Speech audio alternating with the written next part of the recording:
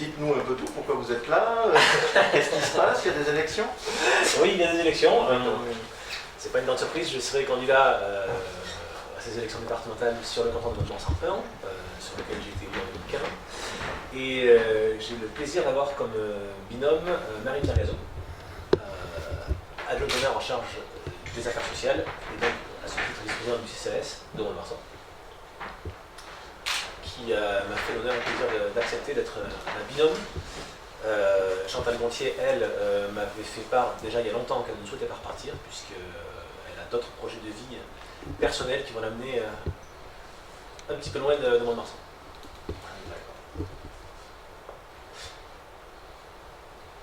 Moi j'ai trouvé donc, tout à fait naturel de demander à Marie-Pierre, il se trouve que je la connais depuis quelques années, et puis qu'elle exerce la compétence centrale du département, à savoir l'action sociale. Depuis un an maintenant, elle est au CCAS, tous les jours, elle suit tous les dossiers d'aide sociale, et ils sont nombreux sur notre territoire, et donc ça me paraissait tout à fait normal et naturel, au-delà de la confiance qu'on a, elle et moi, que de lui proposer de venir travailler au sein du conseil départemental avec cette expertise-là, en sachant qu'elle avait, enfin, tu vas le dire mieux que moi, mais déjà une fibre sociale dans sa vie d'avant, et donc elle ne sera pas dépaysée.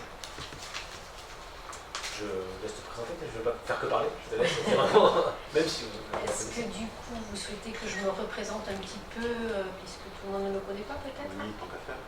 Voilà, donc Marie-Pierre Gazot, je suis mariée, deux enfants qui ne sont plus des enfants, qui sont des adultes aujourd'hui, qui ont quitté le nid. J'ai travaillé 16 ans avec Geneviève Dariussec. J'étais son assistante quand elle était dans le libéral. Ensuite, je suis partie 10 ans sur l'hôpital de Mont-de-Marsan et j'ai rejoint Fabien Desné lorsqu'il est devenu député il y a 4 ans, en sachant qu'effectivement c'est le suppléant de Geneviève Dariussec et je vais retrouver la ministre à ce moment-là qui aurait été députée pour travailler avec elle. Voilà. Et donc depuis un an, un petit peu plus d'un an maintenant, adjointe au maire de Mont-de-Marsan et en charge effectivement de la solidarité, du social, référente handicap. Voilà, près des Champs d'Agneau. Et ravie de cette nouvelle mission. Très bien. C'est pas, enfin vous disiez tout à l'heure, Mathieu, la compétence sociale, c'est la compétence du département. Maintenant, oui. On sait que la majorité actuelle est très soucieuse de cette compétence-là et qu'elle fait les choses, en tout cas qu'elle met les moyens dessus, qu'elle dit-elle. Oui, voilà. Donc, c'est pas un petit morceau auquel vous allez vous attaquer là, d'essayer de trouver des failles dans ce qu'on présente généralement comme le modèle landais, en tout cas ce que le président Fortinon présente comme un modèle landais. Là-dessus, ça fait quand même plusieurs années qu'on a un certain nombre de remarques et de critiques, avec en pointant un certain nombre de manques forts. Le manque de places d'hébergement en EHPAD et pour les malades Alzheimer, on est un des derniers départements français en termes de structure d'accueil, en nombre de places, je parle. C'est également le cas pour la petite enfance, avec un des plus faibles nombres de places de crèches par habitant. On considère aussi qu'il y a beaucoup de choses à faire dans le domaine de l'insertion. Donc là-dessus, c'est des critiques qu'on a formulées depuis déjà 5 ans, effectivement. On a également un immense retard en termes de logement social, où on est un des derniers départements en termes de nombre de logements sociaux par habitant. Tout ça, ce sont des chiffres de l'INSEE qu'on ressortira, qu'on actualisera, qu'on avait donné en 2015 et qu'on a actualisé, ils se sont empirés. Je crois que ce département, au-delà des mythes qu'il nous présente comme le département le plus social, le mieux géré, montre une réalité qui est tout autre. Et c'est ce qu'on avait déjà réussi à démontrer il y a 5 ans, on le continuera. Alors c'est pas facile avec la communication outrance quotidienne du département, et c'est normal, ils sont dans leur rôle. Parle de modèle landais. Moi j'ai beaucoup circulé en France avec Geneviève Dariussec, et le département des Landes ne nous a jamais été cité comme exemple, d'une part. Il y a un projet innovant qui est le village Alzheimer. Je crois qu'on aura longuement l'occasion d'en parler. Et notamment sur la question de la prise en charge de ces patients, de ces malades dans tout le département des Landes. Là aussi, on s'est exprimé depuis 5 ans sur le sujet. Et puis, ce qu'on voit, et ce que je vois chaque CIAS ou CCAS au quotidien, et ça, Marie-Pierre en parlait, c'est une absence de dialogue total entre les CCAS et le département. Tu peux en Oui. Effectivement, hormis la commission logement où je siège tous les mois avec une assistante sociale du CCAS, je n'ai à l'heure actuelle rencontré personne du conseil départemental. Hormis la commission logement, vous avez dit. Je suis la commission logement, effectivement, commission d'attribution qui se déroule tous les mois. Donc j'y suis présente tous les mois accompagnée d'une assistante sociale qui présente les dossiers que nous avons reçus au CCAS, enfin, que nous appuyons puisque c'est des situations un petit peu particulières. Mais en dehors de ça, je n'ai pas de contact, je n'ai aucun contact avec le conseil départemental, dans tous les cas. Il n'y a aucun travail partenarial entre le département et les structures intermédiaires. Ça, c'est quelque chose qui sera dit un peu partout, puisque vous avez vu qu'on a pas mal de maires et d'élus, et tous auront le même constat. C'est l'absence de dialogue et de travail en commun. Effectivement, sur les places en EHPAD, on a quand même une population qui est vieillissante, et elle va accroître jusqu'à un certain temps où effectivement on sera dans un autre contexte, mais pour le moment on manque de place et peut-être réfléchir aussi à pas que l'EHPAD, il y a peut-être des modes d'accueil alternatifs qui seront peut-être une étape avant l'EHPAD, mais effectivement il y a peut-être des solutions qui existent mais qui à l'heure actuelle ne sont pas du tout valorisées par le conseil départemental puisqu'ils être plutôt un frein et ils ne développent pas, ils sont plutôt toute institution et pas du tout effectivement cet accueil alternatif. Vous pensez à quoi, les résidences seniors? Pardon? Vous pensez aux résidences seniors? Non, je pense aux accueils familiaux, c'est-à-dire des personnes qui souhaiteraient accueillir à leur domicile. C'est comme une assistante maternelle, mais pour des personnes dépendantes qui peuvent accueillir une, deux, jusqu'à 3 personnes en fonction de leur habitation. Le problème, c'est qu'à l'heure actuelle, le conseil départemental, en général, ne permet qu'un agrément. Et les personnes qui voudraient se lancer dans cet accueil, mais qui ont besoin, qui souhaiteraient en vivre, ça ne leur suffit pas, une seule personne. Donc il faudrait pouvoir, et quand l'hébergement le permet, aller à 2, 3 personnes accueillies, ce qui fait que la personne, elle, qui accueille pourra en vivre décemment, et s'occuper, et donc ça existe, mais on a des départements en Dordogne, dans la Creuse, où c'est beaucoup plus développé, et dans les Landes, on a, je ne sais pas si c'est pas 10 familles, on pourra vérifier, très peu de familles qui sont accueillantes. Alors qu'il y aurait de la... C'est quoi? C'est des maisons d'hôtes, c'est des gîtes pour seniors? C'est quoi? Ah ben non, concrètement, c'est pareil pour les étudiants. Les personnes âgées ne seront plus chez elles, donc elles sont ni on n'est pas ni chez elles, elles sont plus, on ne peut plus les maintenir à domicile, et donc elles quittent leur domicile. Effectivement, il y a tout type de projets. Il y a aussi de l'habitat regroupé qui se fait sur les centres-bourgs, c'est-à-dire qu'on ramène les personnes dans des logements plus adaptés, on reste autonome dans les centres-bourgs. Ensuite, il y a effectivement des différentes étapes. Il y a les résidences seniors, il y a les EHPAD, etc. Il y a malheureusement, suivant le degré d'autonomie des personnes, il y a différents parcours. Ce que moi je note sur le département, c'est qu'on est un département qui fonctionne par dogme et qui considère qu'il doit gérer lui-même toutes les structures. À partir du moment où ce n'est pas eux qui le gèrent, ils ne laissent pas assez d'initiatives aux autres pour les gérer. Nous, je vois mon ensemble, on a mis 3 ans à avoir un agrément pour créer une micro-crèche publique. 3 ans pour avoir un agrément pour créer une micro-crèche publique. C'est juste financé par la ville, enfin on ne demande rien. Voilà, il y a des lourdeurs, il y a des blocages qui n'ont pas beaucoup de sens et qui retardent tout un tas de projets qui pourtant seraient importants pour les familles. Pour finir sur les accueillants familiaux, c'est souvent plutôt en zone rurale, dans les villages, où effectivement ça permettrait à des personnes de rester dans leur cadre, un petit peu dans leur village, mais sans venir forcément à Mont-de-Marsan dans un EHPAD. Voilà. Et effectivement, je pense qu'il y a du travail à faire là-dessus. Les laisser quand même dans leur village. Oui. C'est super important qu'ils n'aient pas complètement tous les repères a priori perdus. Ça peut être dans leur village, mais ça reste un accueil familial. Et c'est, je vous dis, une alternative à l'EHPAD, tant que ça peut être vécu en tant que tel, s'ils ne sont pas complètement dépendants. Mais vraiment, moi, je pense qu'il y a vraiment quelque chose à faire sur ce sujet. Je ne sais pas si ça existe, mais vous allez ça me existe. dire. Non, mais ce que je vais vous... Je ne sais pas si ça existe, mais des personnes âgées qui sont en partie dépendantes, mais qui pourraient, au contraire, accueillir des jeunes. Bien sûr que ça s'appelle le baluchonnage, oui, ça existe aussi. Ça existe. Alors, dans les Landes mais oui, ça existe. Ah, d'accord. Il y a des entreprises étudiants. En fait, il faudrait, c'est ça, multiplier un peu toutes les formes D'accord. Il faudrait avoir vraiment toutes les possibilités ouvertes. En fonction des situations personnelles, effectivement, ouvrir les possibilités. Et donc accueillir enfants. Ouais, d'accord. Diversifier l'offre. On a compris que le volet social était un point important de la campagne que vous entendez mener. Quels sont les autres? Je parle sur le canton. Là, on présente un peu sur le canton. Le projet. Mont-de-Marsan 1, le nord. Le nord. Alors, ça ne s'appelle plus Mont-de-Marsan Nord, attention, c'est Mont-de-Marsan 1. Mais ça correspond au nord. Ah, totalement. Le 2 correspond à Saint-Pierre-du-Mont, mais pas uniquement. C'est pas uniquement Mont-de-Marsan 1. On l'appelle Mont-de-Marsan 1, mais en fait, vous avez des communes. On a 9 communes. Il y a des communes supplémentaires 9 communes, alors, au nord du canton. D'ouest en est, voilà. de Genoux, que ça fouille dessous. Donc vous avez eu des contacts avec ces maires-là, ces communes-là et... Bien sûr. J'ai des contacts réguliers, évidemment, avec tous ces maires-là. Enfin, pardon, parce que je suis en tant que sortant. Bien sûr. Même si toi, tu as des contacts avec eux aussi, voilà, tout à fait, à la l'assistante parlementaire et à la GLO, bien sûr.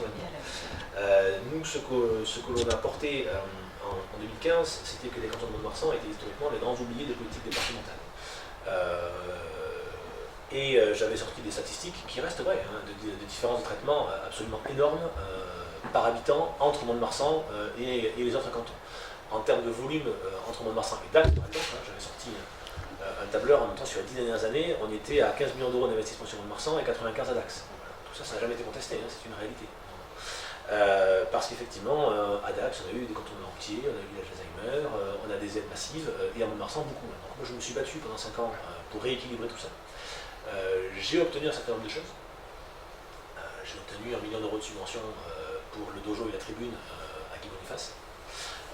J'ai obtenu le doublement de la subvention pour la maison d'accueil temporaire qui est en train de se construire. J'ai obtenu 300 000 euros de plus pour cette structure-là.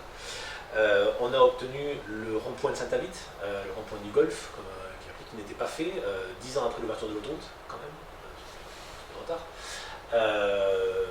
Nous avons obtenu du département des subventionnements importants sur l'auberge landaise notamment aussi, je crois qu'on a eu 200 millions du département. J'en oublie peut-être, ça me reviendra, en tout cas en termes du département. Ensuite, effectivement, de par mon rôle au ministère, on en parlera peut-être un autre jour, j'ai obtenu aussi pas mal de choses sur ce canton-là, des subventionnements, des blocages d'infrastructures comme le boulevard Nord, la 10e tranche du boulevard Nord qui était bloquée et qu'on a réussi à débloquer grâce à Geneviève Darusec, parce que c'était bloqué entre la base aérienne et la préfecture. Geneviève, secrétaire d'État aux armées, ça m'a aidé à débloquer le dossier, et donc la 2e tranche est ouverte, en fait, si vous l'avez déjà prise, qui désenclave quand même, qui rend service à pas mal de villages du Nord du canton, et qui désenclave le centre-ville également, puisque tous ceux qui sortaient de la base aérienne se retrouvent en centre-ville, maintenant ils peuvent dégager des deux côtés. C'est pas neutre. Ouais. Et les images, l'inauguration du on a inauguré le Var Nord côté ouest. Ouais. Et il y a eu l'Est aussi. Oui, c'était avant l'Est.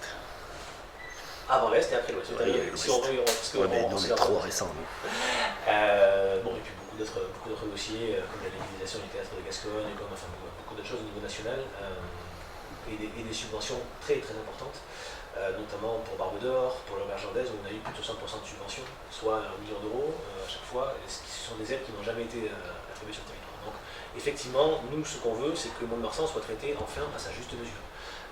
Mont-de-Marsan est le seul territoire des Landes où il n'y a pas de syndicat mixte, par exemple, d'aménagement. Il y a eu créé partout sur le territoire, sauf ici. Alors, on peut les créer, enfin, c'est un exemple. Donc, nous, ce qu'on demande, c'est qu'effectivement, on soit enfin traité comme il le faut. On parlera évidemment d'infrastructures, en tout cas de routes. On parlera alors, c'est pas sur le canton Nord, pardon, mais des ronds-points de la Rocade, l'avenue Kennedy et l'avenue Bouga qui sont bouchés, où le département n'a jamais voulu intervenir sur ces ronds-points, au moins en les dénivelant, alors qu'ils le font ailleurs.